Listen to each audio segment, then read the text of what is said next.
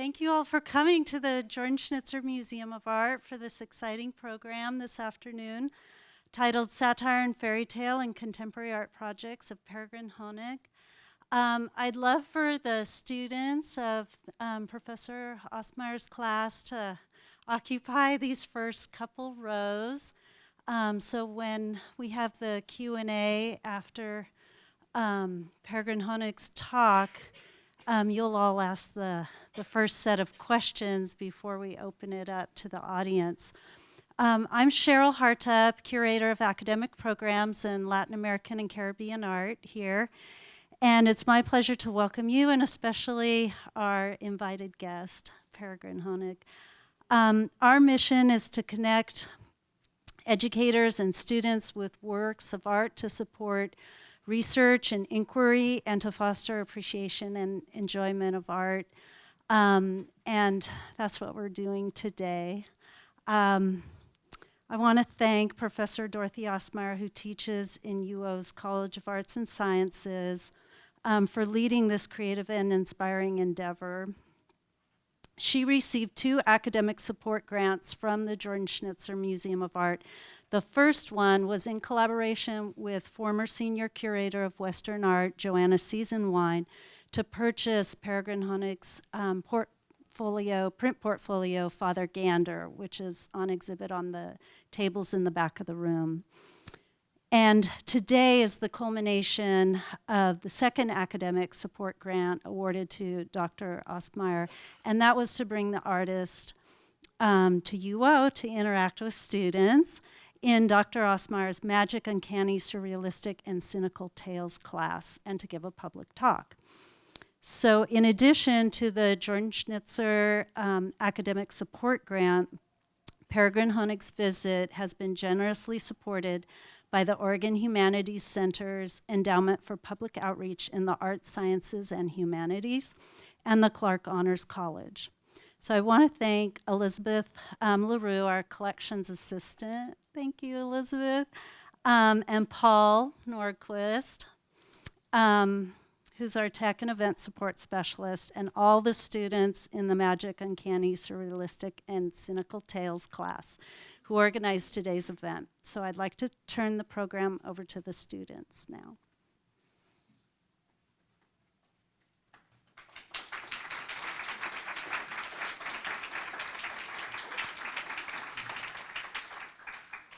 Hello, so my name is Laura, and I'm one of the students in the Honors College class all about fairy tales.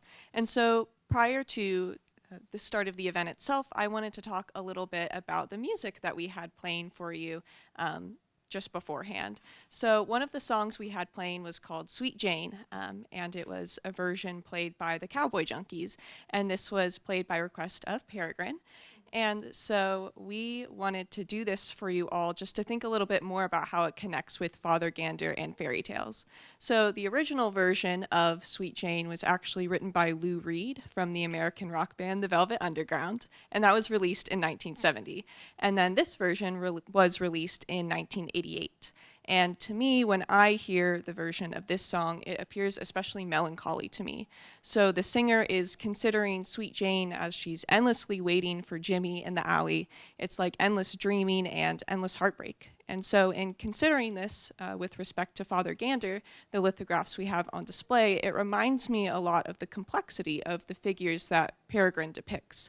And so in those lithographs, the figures, usually girls, are seeming to struggle with the loss of innocence in one way or another. And I think that Sweet Jane also pinpoints at this loss of innocence and the melancholy and beauty that can coincide with it.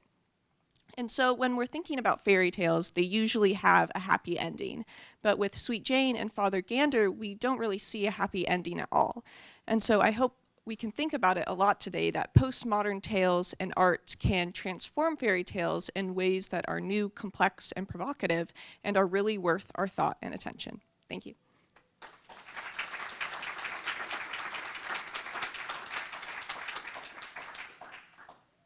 Hello, my name is Adrienne Bechtel. I'm an architecture major and one of the students in this class. I'm here to talk about the class to give a larger context for discussing Peregrine Honig's Father Gander lithographs. First, we studied the tales written by the Grimm brothers. They wrote 7 editions. The first was published in 1812 and was a scholarly edition. If you read these tales, you might be surprised to hear that the Grimm brothers actually modified them to be more politically correct for the time. They weren't concerned with the strict gender roles, lack of female agency, and use of white as a near synonym for beautiful. They were more concerned with not removing violence, but actually enforcing it and removing anything sexual, even implications towards sexuality, to insert Christian values. In order to counter the dominance of French culture of their era, they were eager to create a sense of German national identity and advocate for the use of the German language. But they shared the spirit of the French Revolution and were against the aristocratic agenda. Many of their tales involve reversals of hierarchical power. The established and controlling figures like kings were punished while the marginalized people were rewarded. The Grimm brothers collected tales from peasants, middle-class educated women, and literary sources.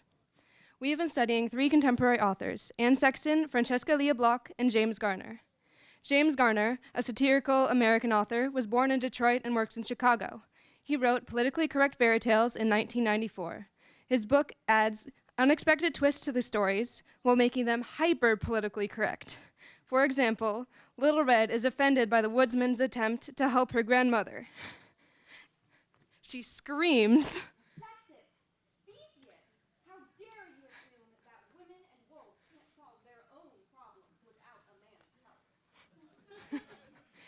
Garner's satirical critiques the lack of female agency in the Grimm's tales while also warning of the risk of being too politically correct. Anne Sexton sort of made the way for Garner. She was a feminist born in Newton, Massachusetts in 1928. She struggled with depression and expressed her disillusionment with modern mass society through her poetry. Her book, Transformations, which she wrote in 1971, repeatedly questions female archetypes in fairy tales and challenges them. She sheds light on the drastic separation of the utopian marvelous and the traditional tales from reality. She describes the innocent virgin archetype, like Snow White, as a lovely number, with cheeks as fragile as cigarette paper, arms and legs made of mimosas, lips like bitter rose, rolling china blue eyes open and shut. The virgin is unsoiled and white as bonefish. Sexton exposes the sexless, one-dimensional archetype of the fairy tale princess. She is too perfect, and only an abstract and fragile object. Sexton expresses her disillusionment through her critique of happily ever afters, comparing fairy tale characters to dolls and objects, not to real people, because real people are conflicted and have problems that never go away altogether. Francesca Lia Bloch is the most free-flowing author that we've studied. She's from Los Angeles and wrote her book, Rose and the Beast, in 2000, with a fluid, out-of-the-box style. Like Sexton and Garner, Bloch takes pieces of fairy tales and completely rebuilds them. She removes the magic, but replaces it with love, namely familial love. The most striking example of Bloch's tales is Cinderella, which tells the story of a girl who loved her sisters above all else, not an evil stepfamily. She is their storyteller. Always she would tell them stories. They returned at night and sat before their mirrors, let her rub their feet with almond oil, soothe them with her words, and in this way she felt loved. Bloch comments on the original tale without being explicitly politically correct. To Bloch, the real magic lies in love. Her stories have darkness and pain and trauma, but it is through the love and compassionate that they share with their families that carry the protagonist through. For centuries, fairy tales have been used as a medium to express societal ideals, moral utopias, meaning the good wins while the bad are punished, and their happily ever afters. Now, we use the same stories and shift them to highlight contemporary issues and express our new ideals of equality and multidimensionality and accepting all of humanity. The modern retellings of fairy tales that we discussed in class reflect on the fairy tale genre and are written for adults. Through irony and satire, they hold up a mirror to modern ideals. They question them and urge them to continue to consider the issues of gender inequality and oversimplification of characters.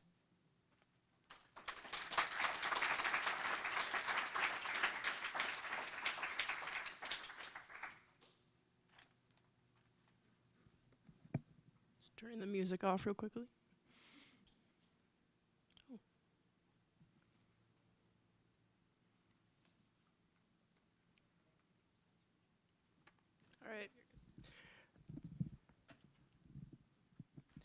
All right, hi everyone. My name is Emmalin Leonard, and I am also a student here at the Clark Honors College. Today we will be viewing the lithograph collection Father Gander, which is a work by Peregrine Honig, as you are all familiar with. We are honored to be hosting her here today at the Jordan Schnitzer Museum of Art. And once again, as Cheryl mentioned, just a word of thanks to all of the support, basically, and another word of thanks to Professor Dorothee Ostmeier, just for being our fearless leader. Okay, so a bit about the wonderful artist. Peregrine Honig was born and raised in San Francisco, from where she left at age 17 to attend the Kansas City Art Institute. By age 22, she was the youngest artist to be featured in the permanent collection of the Whitney Museum of American Art in New York. Additionally, her work is featured in museums across the United States, including, but not limited to, the Art Institute of Chicago, Yale University Art Gallery, and Albright Knox Art Gallery. In addition to her artwork, Honig also owns a lingerie store called Birdies, based in Kansas City. Super recently, Honig actually won the Urban Hero Award from the Downtown Council of Kansas City, which is an award given to individuals who seek to continue to make Kansas City's culture unique, welcoming, and vibrant. Today, Honig has made the long trek from Kansas City to Eugene, Oregon, to discuss her work that brings together the marvelous, wondrous, and uncanny world of fairy tales and our contemporary reality with all of its psychological and cultural turmoils. So now just a bit about Father Gander specifically. In my own personal research of Honig's works, I found themes of both cartoonish, perfect beauty, and vulnerable, disturbing reality. With these two worlds collide, evil and good interact in a much less binary fashion than presented in classic fairy tales, such as in the Grimm's collection. What results, as in Father Gander, as you will see, is a sense of imminent danger. Fairy tale protagonists, for instance, the innocent Little Red Riding Hood, are about to experience the harshness of reality if they have not already. Many have associated fairy tales, as Adrienne mentioned, with troubling contemporary life issues before. Honig uniquely challenges the audience to visually observe juxtapositions between reality and the wondrous, magnificent, and moralistic. Honig calls fairy tales the children's morality stories, as they often teach children lessons of good, evil, and karma. Specifically in American culture, we often encounter the commercialized Disneyification of these tales, and Honig adds new, surprising, if not shocking perspectives. This addition de-sterilizes the images of the tales. As this commercial setting, the Disneyification, is our reality rather than the reality of the wondrous. It is logical that other aspects of our contemporary world would be included as well. In Father Gander, characters stand in a wooded pathway printed in single colors that represent the changing of seasons. Which color represents which season appears to be partially left up to the viewer. Each lithograph also has a caption, which is a two-part rhyme that contrasts the classic plot of the character's tale with a new crude reality. I found myself to be personally struck by the visuals and, most importantly, clever captioning of Edible Complex, spelled E-D-I-B-L-E, but pronounced almost like Oedipal, spelled O-E-D-I-P-A-L, which is the tragic Greek hero. For a little refresher, the Edible Complex is a Freudian theory of psychosexual development. It's named in reference to the mythical king that married his mother and thus caused destruction to not only himself, but also his city. The theory states that, essentially, between the ages of 3 and 6, a child will feel desire towards their opposite gender parental figure. So building off of that, Edible Complex shows us Hansel and Gretel, nearly identical in build, which is very normal for children aged 3 to 6, and they are naked except for gendered underwear. Gretel appears meek and small, her legs are closed, and her hand is behind her back. Holding her free hand is her brother Hansel, standing broad and appearing in some stage of subtle disarray. Perhaps something shameful occurred either at home or in the witch's hut that Hansel faced and Gretel may be unaware of or purposefully ignoring. The danger around these characters is super real, and the caption does very little to provide comfort to us viewers.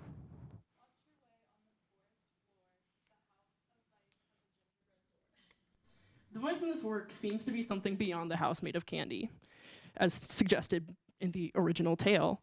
In contemporary reality, there is even more to worry about than the house made of gingerbread in a forest. Corrupted Corruptive wickedness is everywhere, both in our own psyche and the psyche of others. So with all that in mind, we are excited to welcome Peregrine Honig to speak about her work, including Father Gander. Afterwards, we will have a brief discussion with Honig in our honors college class, the HC 434 class specifically, and then we will open up the discussion to your own questions and comments, which we look forward to hearing. Afterwards, you can also join us in the lobby for refreshments. So thank you, and a warm welcome to Peregrine Honig. Thank you so much.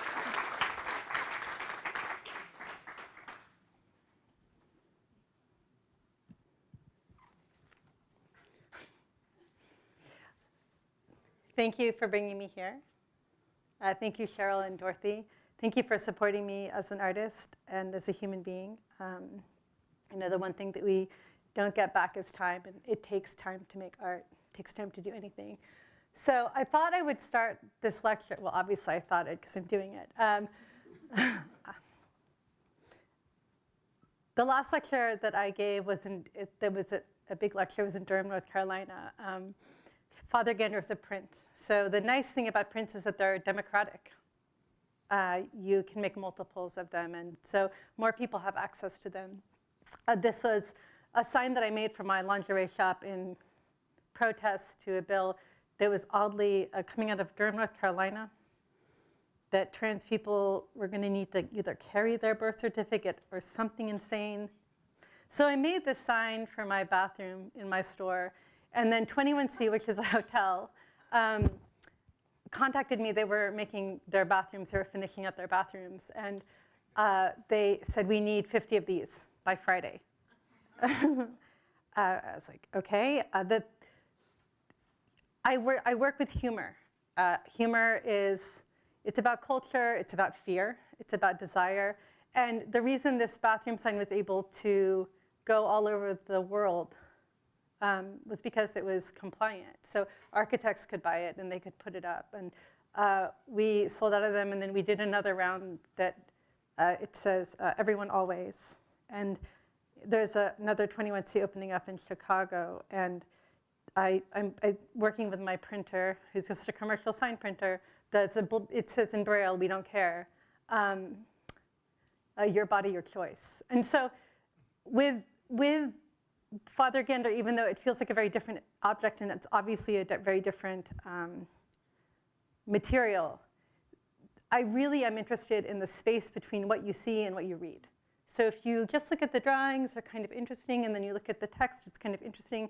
But me, I'm at my most successful when those things come together and have a broader adult conversation.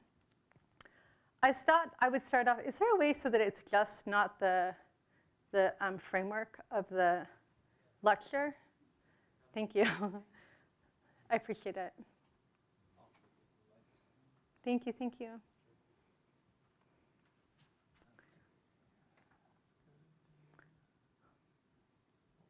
And can I take that down too?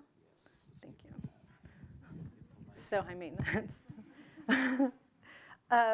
So I actually started revisiting Father Gander after Dorothee invited me to do this, and just also started going back through my archive to see the things that inspired the piece, because it took me 6 years to make the piece. The use of tan lines, you'll see in the print. If I were to revisit Motherhood, we have that new thing in contemporary culture where there's the ring finger has a different fingernail color, right? I would introduce that, these sort of subtle contemporary aesthetics that talk about class and femininity. And these are real fears. Siderophobia is a fear of stars. Such a beautiful image, like to be afraid of stars. Schiaphobia is a fear of shadows. This, again, is a C to Father Gander. Don't bite your nails, his mother said, and so he ate himself instead. I think about how quickly they put kids on medication that are just kind of weirdos, like, you know, Ritalin. This is typical. This is actually a common trichophagophobia is people that eat hair. They eat their own hair. They'll pull their eyelashes out too. Uniporn, you know, playing with those things. In 2007, I started dealing with the body as a format for what fashion designers would not want on their runway. So crack whore for Dior, melanoma for FUBU, like they were getting upset that their brand was being embraced by the African-American community, and so there was this sort of fight, and so I like this idea of this woman having a sunburn and wearing these garments. I love this piece. It finally sold. It was the last one to sell. Her piece for Chanel. You know, it's a beautiful painting, but you know, a lot of people don't want to live with it. You know, Autism for Armani. It was actually bought. This is beautiful by a man whose son is autistic. So I get to see this piece, and his son is actually not that dissimilar looking from the piece that I created before it was purchased. And just this idea of people going down the runway and that awkwardness and that beauty. Down syndrome for Chloe. Thalidomide for Dolce & Gabbana. Thalidomide was a drug was given to women to avoid miscarriages. It was not properly tested, and a lot of children were born missing limbs.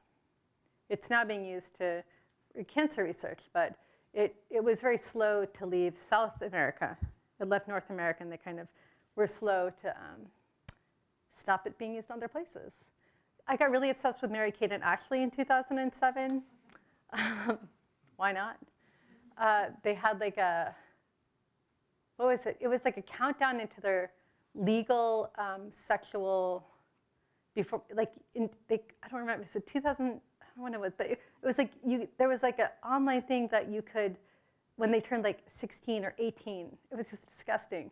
But I'm just floored that they share a star on the Hall of Fame, or whatever, the Walk of Fame, or whatever that is. Like, they don't even have their own star. So actually, and this kind of like them with their Starbucks cups and just pulling in Victorian culture. I don't know, it's so weird. I made these throw cups for Mardi Gras. I'm a big fan of prints, and I'm a big fan of editions, so I encourage everyone to customize things and think about the idea of art being available, not necessarily an academic platform. So I hand-painted these, and they were at it was a company that made small runs of kegger cups, right? So onward. So again, my ongoing obsession with identity and twins. This is, these twin fawns were, their mother was hit by a car, and luckily a taxidermist picked up the body and discovered she was pregnant and taxidermed these twin fawns. That's the platform that they're on, and that's the glass that was blown and cut to shape their bodies. They kind of look like they're in utero. It's a piece that is all-encompassing. It's like, you could have a show about anything. You could have a show about love. You could have a show about death. You could have, I mean, it's an everything object. And so when people ask me about what kind of artist are you? Or what kind of medium do you work in? Some things that I make are painted. Some things that I make are sculptures. Some things I make are meant to be photographs in the end. In fact, once this piece was photographed and editioned, the object almost lost its spirit. And I thought that was kind of interesting. Who wore it best? I don't know if you guys remember, or if it still happens all the time, like 2 fashionistas or celebrities will wear the same dress. It's kind of tinier snit, lamier Kokomo, Mr. Pickles wears dress. A lot of these are pulled from like Beatrix Potter ideas. What? I love this like cop, you know, doing what? And then my ongoing research with words. Ovenbird I met online, sing your song and I'll call it mine. There was this time when LOL meant lots of love, so there was an interesting transition when people would be like, oh, my dad died, and somebody would be like, LOL. It was interesting. Hallmark bought some of these. Like, they couldn't buy my figurative work, but they could buy this work, and it was a really beautiful statement about gay marriage and nesting and nostalgia and sentimental images. We built these artists and gays so they could have studios for themselves. So it's this idea of birds making homes out of existing material, and then that fine line between gentrification and development, so making nests out of cigarette butts, and then the ashtrays come in, ashtrays kind of being a metaphor for condominiums. It Ain't Yours, kind of the bird collecting garbage near a Planned Parenthood, like DNA tests and stuff like that. And also just watching television too late, like DNA testing, like, it ain't yours, it's not your baby, you know, whatever. And then Starbucks, like making a nest out of coffee stirrers. I was really interested in color paint by number, the little map on the lower left-hand side. Tears for the Boys Who Kissed in the Dark and later were found under brush in the park. Just the way that North America deals with abuse and homophobia and transphobia and racism, gilding those moments so that you sort of, like Father Gander, you approach it and see it as one thing, and then as you go closer, you see it's something completely different. Here's Father Gander. So I'll walk you through this. There's only a couple more images, and I'm ready to take your questions. My friend is this really sweet Puerto Rican graffiti artist, and I said, hey, I want something that's kind of like a cross between your Gothic font that you spray paint on walls and cuckoo clocks. And there it is. I was like, wonderful. So it's mint embossed, like a foil onto silk paper, like silk fabric. And I had exclusively worked at Landfall Press in Chicago, and then they moved to Santa Fe, New Mexico. I worked on this piece with Michael Sims. He actually studied under Jack Lemmon, who is the master printer at Landfall Press.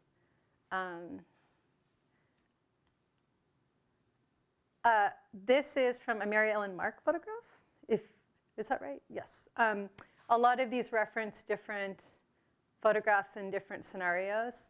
And it's interesting to hear what everybody says, because I feel like even though he is stepping with his legs apart, she's the most forward. Her arm is in front of his arm. And so, yes, it's true. It's obvious that something happened, but you're not sure who the aggressor is. And with the sort of nod to the twin fawns, I gave him hooves. And in a nod to Red, the story of the girl with red shoes, which was a reference to prostitutes, I gave her red shoes. They have tan lines. If you look at them, there's a color line, and most of the colors that I chose, well, all of the colors that I chose for the backgrounds are from late 1960s kitchen choices, like what you could have your refrigerator come in. So like that weird mint avocado green, that like mauve color. Goldilocks, what were you thinking, looking for love when you'd been drinking? And obviously bareback, the reference of having sex without condoms. You can see it in the actual print. There's almost like a sticker, a silk tissue, kind of referencing those children's furniture that kind of chips off. It's laminated, but you can see it. It's got like, you know, cars or trucks or bears. And just keeping on this conversation, I got stickers and furniture and using the paper as just a platform. Shear your daughter hair to her knees. For trusses, breed fevers, and gold locks need keys. So this is probably my favorite moment in the language of this. So it's not just fortresses, it's for trusses. So if you look carefully at the print, it's hard, my work is so delicate, it's hard to document it well, but for trusses was, it felt pretty awesome when I got there. And again, the terminology of shear, like to cut, but also to make something transparent. And then Goldilocks. I have 3 sisters. They're like 10 years younger than me. So just watching them rebel and get really bad haircuts for different reasons. Glass slipper. This is a combo platter. This is the woman who lived in a shoe, and also Cinderella, obviously. She's the one that I believe is looking most directly at the audience with intention. She learned to walk on an eggshell floor in a narrow glass house with a tongue for a door. Just, you know, there are just so many women who marry early to get out of the house, get pregnant really quickly, and then kind of lose their grounding. the idea of slipping. Also just, in the original story, women cut their toes off so that the prince could see that the shoe fit. And there was a crow that would fly around singing, "Coo, coo, blood in the shoe." So Cinderella was just much darker of a story. I mean, they're all darker, but. So I lived near the train tracks between state lines, between Kansas and Missouri for about 5 years. And we had a lot of prostitutes. And they were mostly they were meth addicts. And so they would hop back and forth over the state line because if they were arrested on one side, they couldn't get arrested on the other side because they would have to bring in a different cop car, a different police thing. So to powder her nose, she pedals her ass, blowing her beauty in the looking glass. So a lot of them would get shot or killed. And then there was also this weird thing that would happen with, and this is a Cindy Sherman dress. I pulled from one of her photographs that this woman is wearing.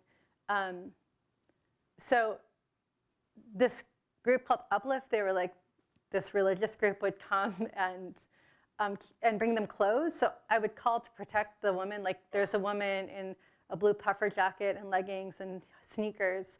Like she's obviously been beaten up. Can you come and get her off the street and help her out? And then they would change her clothes and she would be more vulnerable than she was before because of this helping situation.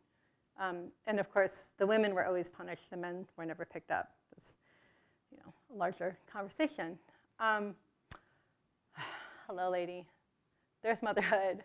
Again, the tan lines. This has like 13 layers of ink. Just getting that red was a pain in the ass. Go back. Yeah, Motherhood. Goldilocks, what were you thinking? And then she married the woodsman in his moment of fame, but she dreams of the wolf and her mother's to blame.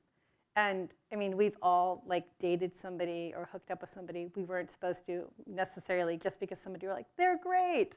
And then they turn out to be not so great.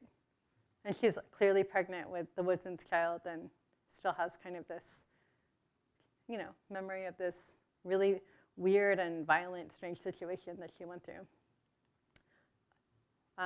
Again, a larger return. These are big. This is about life size. Return to fashion and politics. It's a gold chain. Taking like really beautiful fashion drawings and making them horrifying.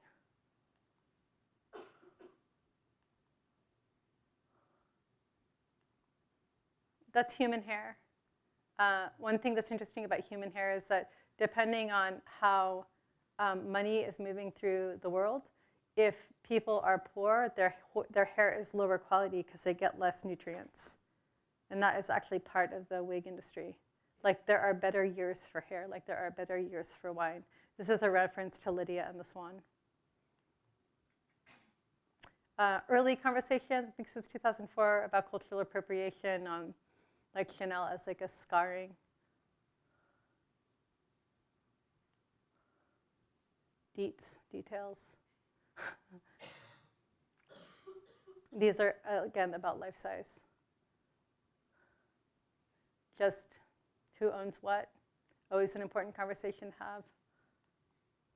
Couturier for Louis, conversations about like Louis Vuitton and transgender and prostitution and how we deal with sexuality. I always say our desire is the energy of evolution and our sexual fantasies are not politically correct. This is called Southern California. It's included in an amazing African-American collection of art. It's got this great sort of detail of a lynching.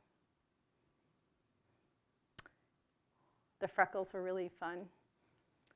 I'm including this because the Nelson Atkins asked me to decorate their golf carts. And luckily, I had a friend who didn't have a lot of work. So in terms of fairy tales and also just my line quality and the way that I play with space on a bigger scale, I thought you would appreciate that. Didn't that turn out cool? They're like, well, we'll give you $5,000 in 6 months to make these 2 golf carts cool. And I was like, how about you give me like 8 months and really $40,000 and it'll be awesome. So they just turned out great. The fleur-de-lis are pave glace, so they're cast. Everything was awesome until somebody knocked into a Noguchi. But it's okay. I got them back. I'm going to put them back together. I just need some golf carts. Okay, so this is The Rape of Zeus. This is a 10 by 12 painting that I just completed. Again, playing with role reversals. Usually the story of Lydia and the Swan is the swan is Zeus. He sits in her lap. And depending on the painter, it's either erotic, pornographic, or violent.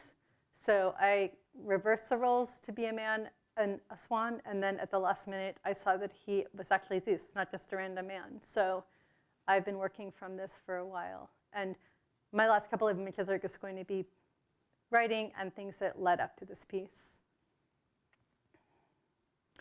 Mending your coat, the sun on my hands, you snap me with kisses and thick rubber bands. He'll be sweet, then he'll change, he'll be mean, then he'll cheat.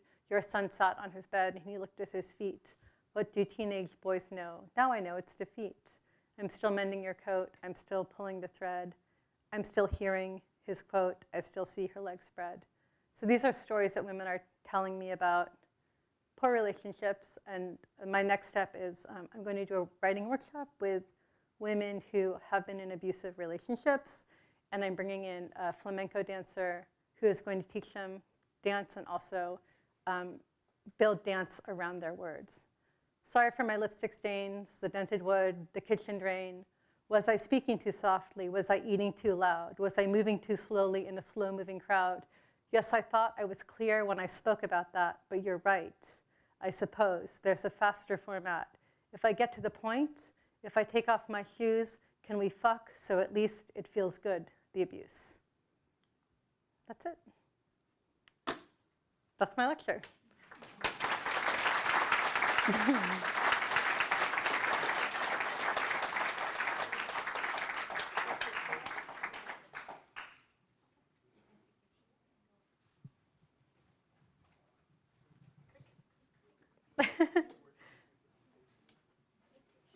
Oh, come forward. I get more. I love questions, so please. Thank you. Everyone comes up to the chair.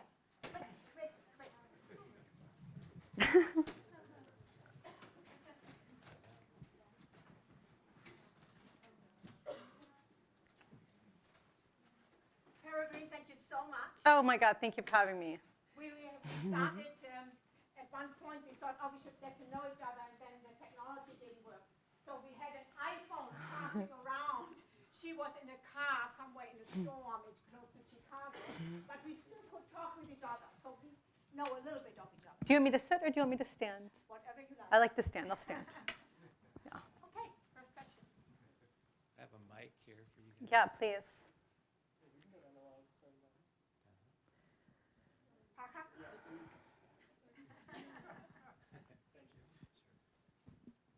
So Emmalin and I came up with this question together. We talked a little bit already about the pun and the title of Edible Complex, which is Hansel and Gretel, right? There's also heavy animal symbolism in this work. There's birds, and both of the children have antlers. And in nature, bucks are the only that grow antlers. However, in this piece, both children are wearing antlers. We were wondering if you could speak to the gender fluidity that this represents. Absolutely. So if you look at the drawing, you'll notice that the girl's antlers are a headband.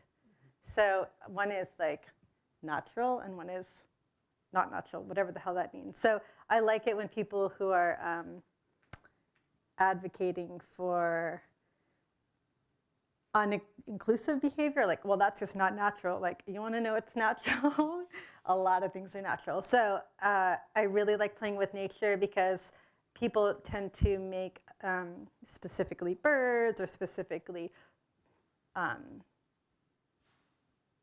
deer or, you know, bunnies or whatever it is that's like soft and pretty, like it's this very gender specific behavior. And yeah, the truth is when foxes get freaked out, if there's an airplane that goes over a fox's den, they'll just eat their young. You know, they're just like, oh, it's weird, I'll eat them. And so I try and play with nature because it does make you look at things and have these kind of Disney or just familiar. I play with familiarity, the aesthetic of familiarity, so that I can pull you in. But most of the things that I am pushing are really subtle, like tan lines, or the fact that her possible dominance, or that conversation about like a buck, or also this idea of killing something that's got the most points is also very similar to how many nicks you have on the bedpost, how many people you fucked. So, yeah. Peregrine, I'm wondering, can you show us the lithographs? Oh yeah, sure. I think so. We might go back. Do. Because the questions are All right. Oh, that's a great idea, Dorothy. Thank you. Okay, so who am I speaking about next? Fresh Cut is next. Cool. And so, yeah, I'm happy to just grab the question. So below the lithograph, there's, the caption that says, "Shear your daughter hair to her knees, for tresses breed fever and gold locks need keys." And we were sort of discussing and wondering, the caption seems to imply that the parents have done the hair cutting, but she seems to be given agency in the actual print in that she's holding the scissors. And we were wondering, who did the hair cutting in your sort of vision for it? Well, as a person who had a difficult relationship with her mother, it's interesting because, of course, the hair is a metaphor to the outside world, right? So if you're raised in any sort of intense, restrictive environment, it could be super hippie, it could be super fundamentalist, it could be anything that's extreme. The way that you are allowed to experience the outside world is compromised, right? So in my imagination, her hair has been cut by somebody else, and the scissors are a weapon, because she just seems like she's ready to stab somebody. And so, again, my sisters were born when I was 10. 2 were born when I was 10. They're like half sisters, and then another when I was 14. So as I became a teenager, my sisters, it was kind of like watching a mirror in slow motion. So I could understand what they were up to, and just, it's so complex. And also you probably noticed if you look the half heart, that 80s kind of best friends, and just how horrible young people can be to each other in that scenario of loyalty. Yeah. Thank you so Yeah, much. sure. All right, this next question pertains to motherhood. Okay, cool. Let's find it. It's a detail, but the big one's over there. Yeah. So Adrienne and I, when we were looking at motherhood, we noticed a lot of intriguing juxtapositions. So on one level, she has a lot of childlike features, and she also appears pregnant at the same time. She's married to the woodsman, yet she desires the wolf. So we were wondering what your process was for creating this piece, and if you were intentionally thinking about creating these juxtapositions between childhood and adulthood, and if you were thinking a lot about desire and confused desire as you were creating these juxtapositions. Well, the image of the wolf eating your grandma is just hypersexual and weird. And then, walking in on something that you're not aware of can just be an abstraction, and you can make up your own narrative. In the case of this young woman who obviously she's curious, right? She's walking into the woods, and she's brave, and she has packed some food for the journey. And so I think about this idea of okay, so you see it all the time. You see somebody who marries the right person, or they are in a family that is not permissive for their sexuality. They're not supposed to be gay. They're going to be kicked out of the will if they come out as gay. So they marry, and the consequences are just so detrimental. And in this case, here is this girl who her mother told her to marry the woodsman. He's a hero. He's a hero. And what do we see about heroes in our culture? It turns out that heroes are not always heroes, right? And so it's her as this kind of forward, brilliant young woman. And the pattern I pulled from a Middle Eastern Hodor. So that sort of red culture, that red is such a choice. And it's about sexuality, it's about blood. And yeah, she buckled. She married the woodsman. And obviously, if she's right-handed, she probably masturbates with her right hand. So she's got this wolf over her hand, and it's a puppet, but it's also at her nipple. So she's sort of looking out, but she's not really looking at you. And yeah, she has a really young face. She could be, 15, 16.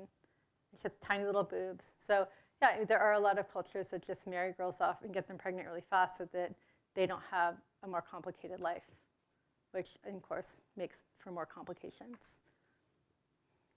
Right. Thank you so much. Yeah.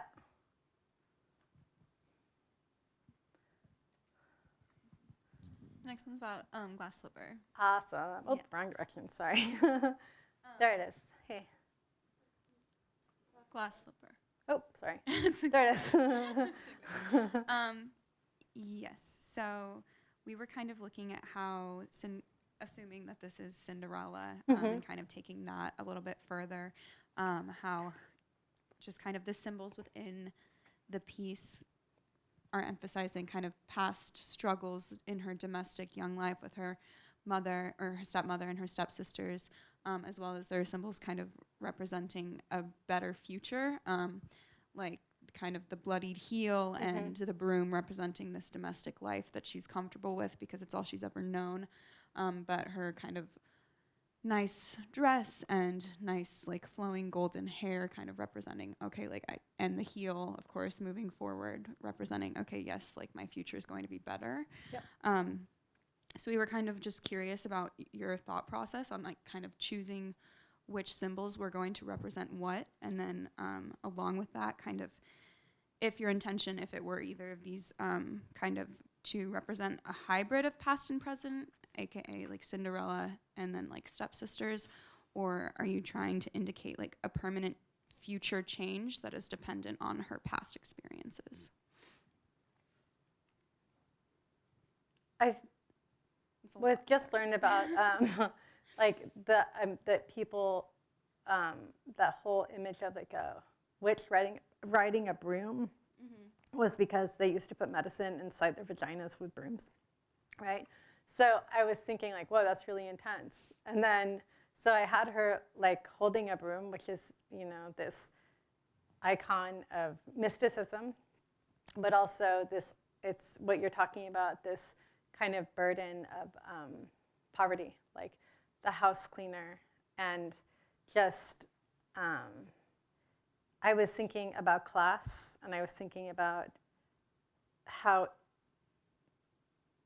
women who wear heels in different industries, like you're supposed to wear, like, okay, in the sex industry, obviously you wear heels, but also when the reason women wear heels is to be taller, right? To be more face-to-face with men in business.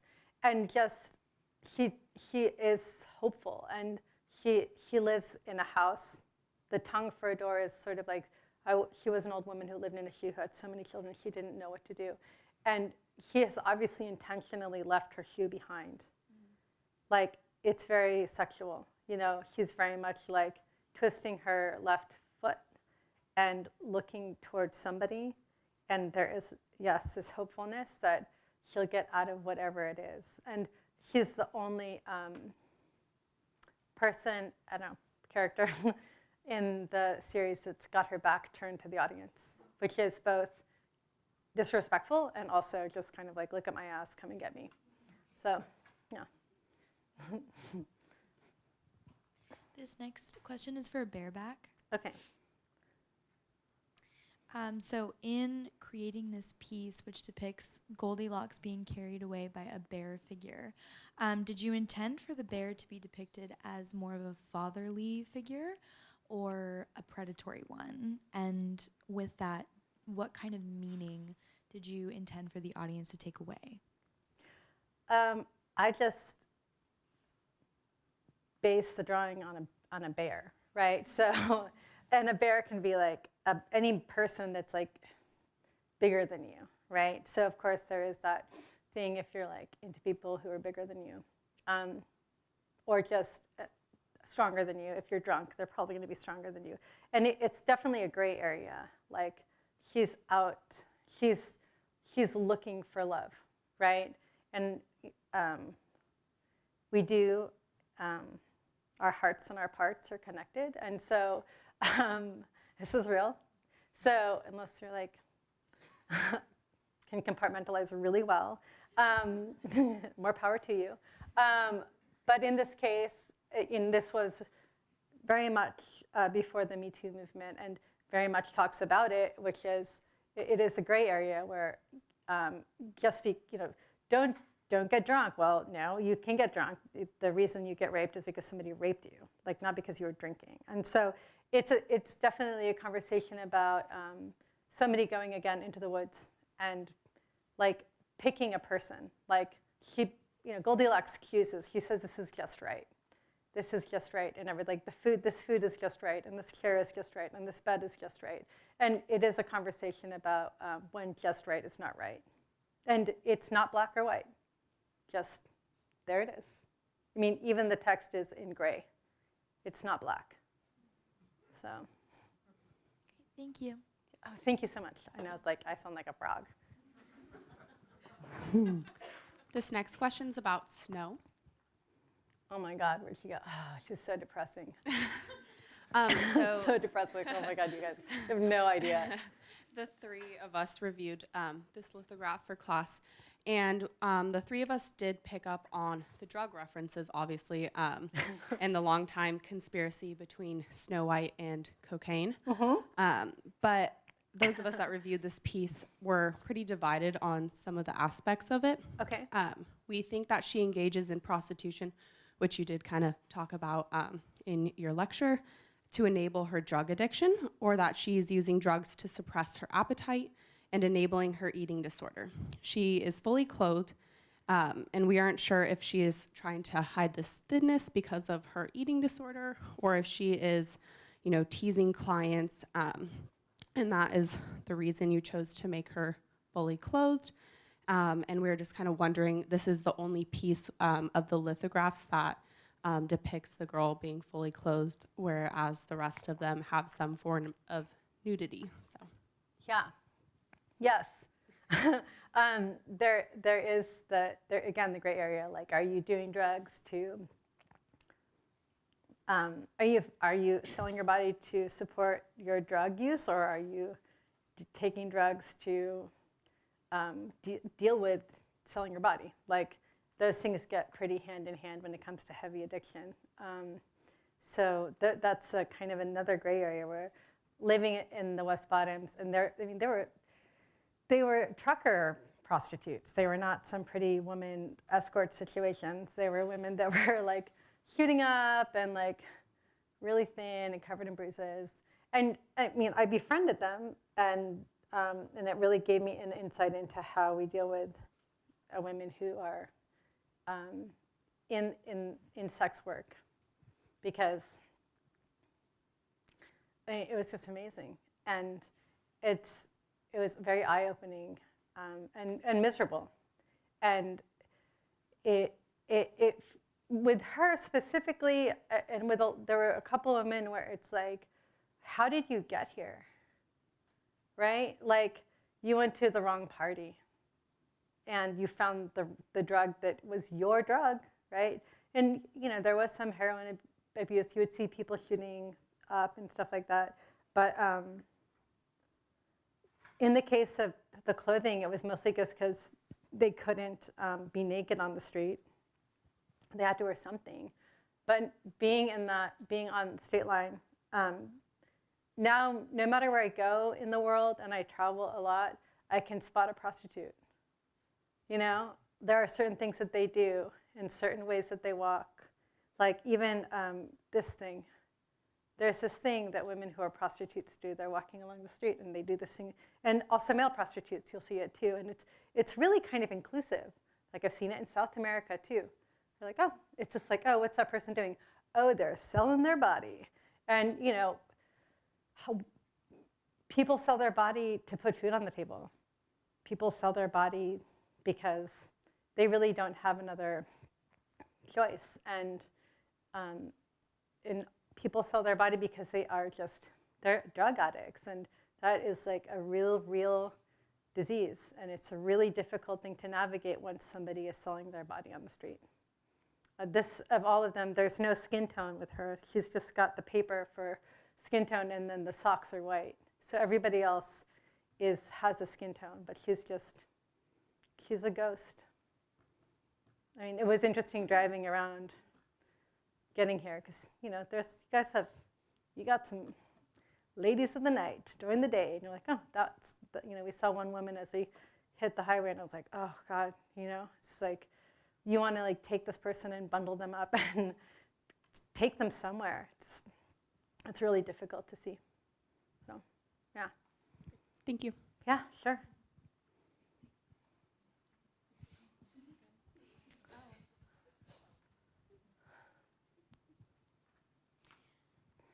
So this is more of a general question about the prints as a whole. Okay. So forests in fairy tales are generally used as an in-between space or a liminal space. Mm-hmm. They're transformative, and they seem to exist in a different kind of reality. The nature of your prints likewise seems fluid and fleeting. What kind of transformation in the prints and in the audience are you intending to portray here, if that's your intention? Well, first of all, I'm really lazy about backgrounds. I just don't care about backgrounds. So I had to give them a place, right? And of course, it's a fairy tale, so I had to give them a forest. There are 2 different woodcuts. We printed all of the pieces, and then I had different images. So the Motherhood was a moon, not a direct cutout of her frame. There were different shapes that I'd cut out of the silk paper, and then we got back to the press. And the way that we'd printed the forest and the way that we'd printed the rest of the print, all of the silk paper decided to come off the page. So we had to start all over again, making it so that instead of it being a woodcut, it's a woodcut printed onto a lithograph, right? So that's a technical answer. It's a Japanese drawing. I drew it from a Japanese print and then woodcut and then to litho stone. I needed them to also have, I kind of like this look, almost when you're looking at something like this. And also, I really am drawn to tunneling you towards my work. Same with the chariot, or that you're almost having a private experience with it, like blinders. And so it's more about the shape of the background and that Victorian feel than it is about the background itself. It seemed like a given, and it also gave me the opportunity to play with Hanna-Barbera, that kind of where a single background and the bear is running through and the bear is moving, but the background is just on a feed. So it also references 1980s fairy tale, 1980s cartoons that are crappy cartoons, where the background stays the same, kind of. You just see the same thing happening. And also, with it too, there's a reference to Victorian toys that spin, and you see one thing moving and everything else staying the same. And yeah, we all go into the woods at some point. It's just how you come out changed.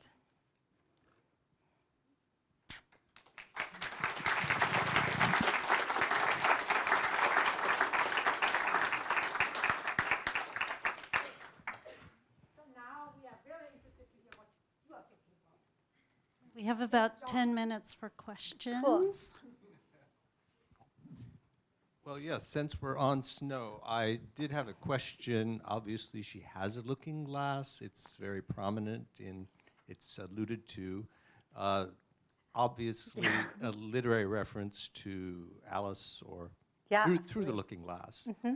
And the other aspect of it is, I'm not sure about the agency here, because when I see ladies of the night, whether it's at night, during the daytime, my first thought is that they're working girls or working ladies, but they're not working for themselves. Nope.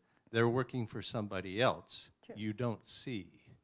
So I always think of them not so much as selling their body with agency, but they're being sold by somebody else. When the West Bottoms, the pimps were pretty close. I mean, there really was not that much of a distance between the pimps and the prostitutes. And we had runners. So somebody on a bike, I mean, it was a system and it was a program. And yeah, I couldn't agree with you more. Yeah, they had something to sell, but they definitely were not their own product at that point. And yeah, I mean, the neurological damage and just the wearing down was really clear all the time. Yes, and the ages of some of these ladies, I mean, they're teens, sometimes preteens, and it raises the entire sort of sex trafficking industry into question as well, I think. I had the full spectrum. I mean, we had 60-year-olds. And I also, I mean, it was something interesting too, just in terms of addiction and genetics and resources. I remember coming home from like a kind of dressed trashy from Halloween party, and this girl was like, "Don't you stand on my corner, this is my corner, and this is my mom's corner." And I was like, all right, like, I'm just going home. And she's like, oh, cool. But this idea that it had been her mother's corner, and now it was her corner, and to get off her corner. And I was like, oh, no, I'm not, I won't take any, and, you know, I mean, they're my neighbors. So, you know, I'd like have a soda. I was like, you want something to drink? You know? And then there were some that were just, I mean, it was, they were, I mean, there was a schedule. So this one, I mean, there was a girl named Bones. She only hung out a couple times, but she was like 85 pounds. She's so thin. I mean, I'm sure she died. But yeah, they were always getting killed. I mean, they would get killed. They would get shot in the back of the head in trucks. That was consistently what would happen. You know? And of course, it's not about them. It's just about a drug deal gone awry. And they're just fodder. I just, one final question, just my failing eyesight. I can't make out the prints on her dress. Flowers. But they are also just kind of look like blood clots. Oh. So they're not that, they're kind of like not real pretty, but they could have been. They faded beauty sort of scenario. But yeah. Huh. Oh, yeah. Hi. Oh, did a mic just go to someone? Whoa. Sorry. I was like, No, your please. voice is so deep. Go ahead. I'll just sit back down. Woo! That's fine. It's like a cartoon character. Yeah. Sorry about that. That surprised me too. I know. Well, first of all, thank you for sharing. These were so beautiful to see and to hear your insight on your work. It's awesome to hear.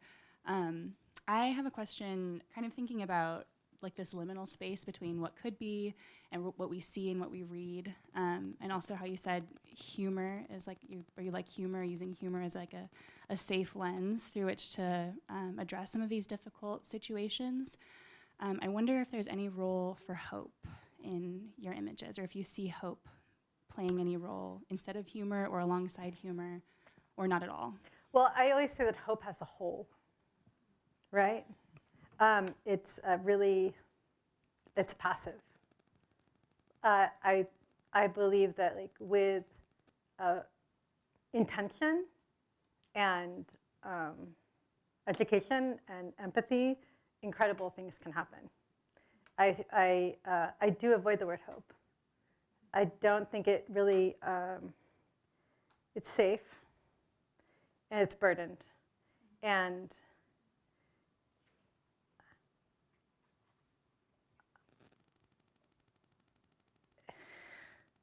we have so many social media platforms where hope is illustrated or advocated for, and it doesn't always mean anything. And I don't believe that the people that I've created in these, because they are just kind of a collage of so many different people that I've met in my life, and or stories of people that have told me, I don't think they feel hopeless. I don't think they are hopeless. I believe people are just living their lives, and the idea of joy is it's whenever I'm helping somebody write a grant or whatever, or whenever I'm trying to work on something and I'm trying to deliver something that is understandable, I try and remove the things that are quantifiable, right? Like, I try and remove the things that are, like, emotional. Because your hope and my hope are such different things, and my joy and your joy are so different, and my spirituality and your spirituality, what turns me on, totally different than everybody in the room, right? Hopefully. So, I mean, everybody has a different thing, right? So with hope, it's sort of like the only reason that I don't want my art to be judged as, like, this is probably the girl that's having the most difficult time in this scenario, but she probably doesn't feel that she's hopeless. And that's important when you see people who are living a life, or, you know, it's hard to not put that on them. But you don't know who they are, and you don't know where they're going. And we are obligated as a species, because we are all the same species, to advocate for each other. And so hope can be positive. So I feel like advocacy is better than hope. Yeah. Thank you. Sure. Okay, I'll go Hi. now. Hi. You should talk for him now. So thank you so much for being here Oh, and yeah. for sharing this work. And also, it's always so lovely to have the artist to kind of unpack so much of the complexity in these. I'm still kind of swimming in the intertextuality and the citations to different materials and different sources. And I really appreciate your thoughts and your presence here. I have two short questions. One is about your process, particularly or specifically for Father Gander. I think it's really interesting that you've chosen to draw on these fairy tale characters, and I'd love to draw.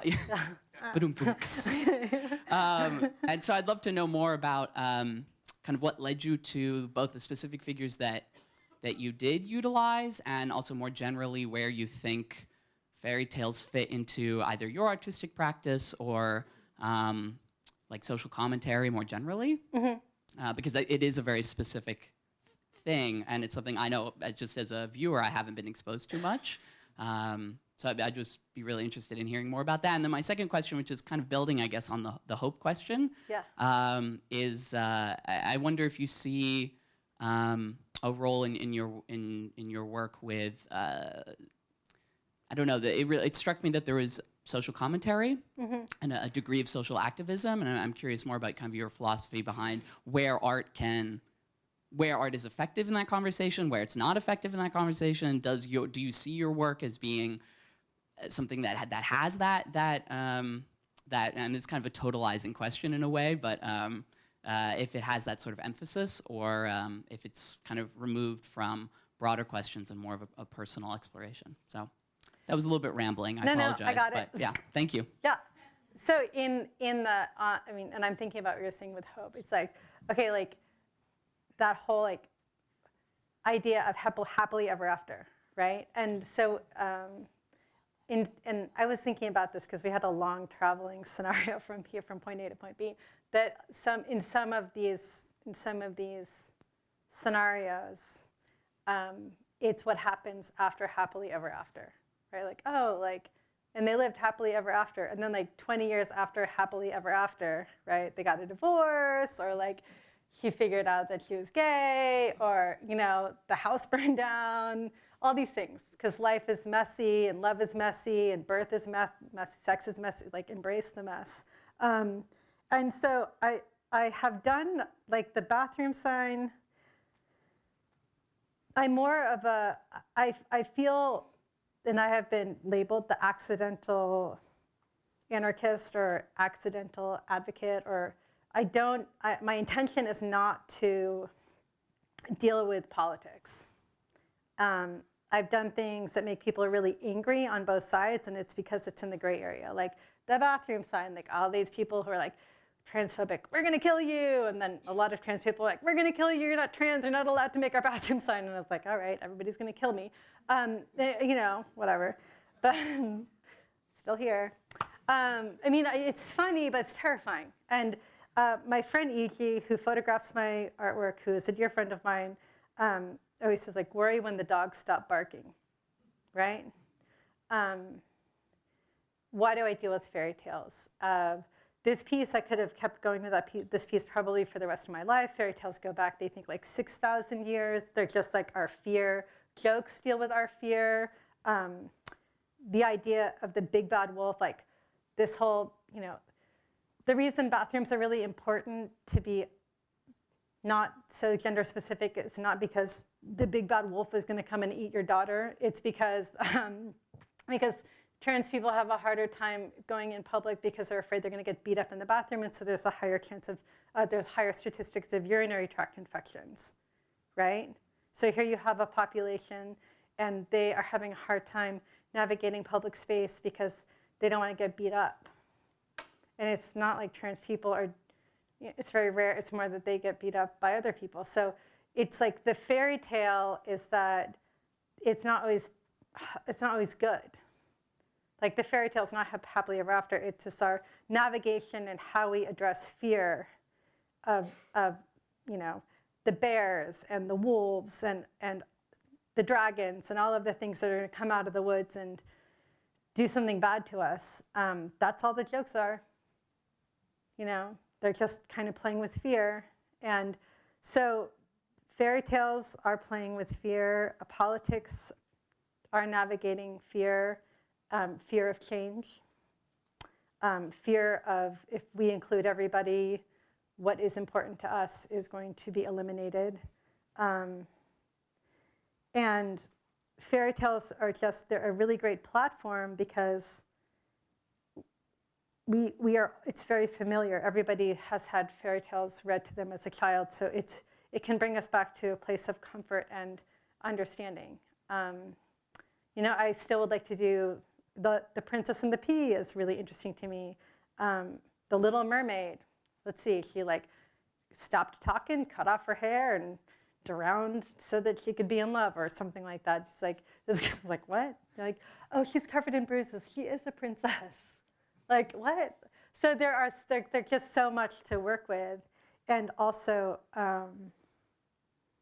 in terms of watching the way that contemporary culture mocks commercial fairy tales like Drunken Ariel, or like making the point that Mickey Mouse started off as like somebody in blackface, or like just getting back to the roots of these different things that we just completely accept as our culture.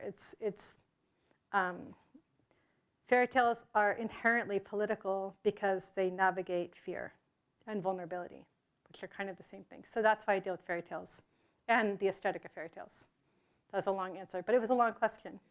Okay, yeah, sure. I think it's a great end to Thank you so much.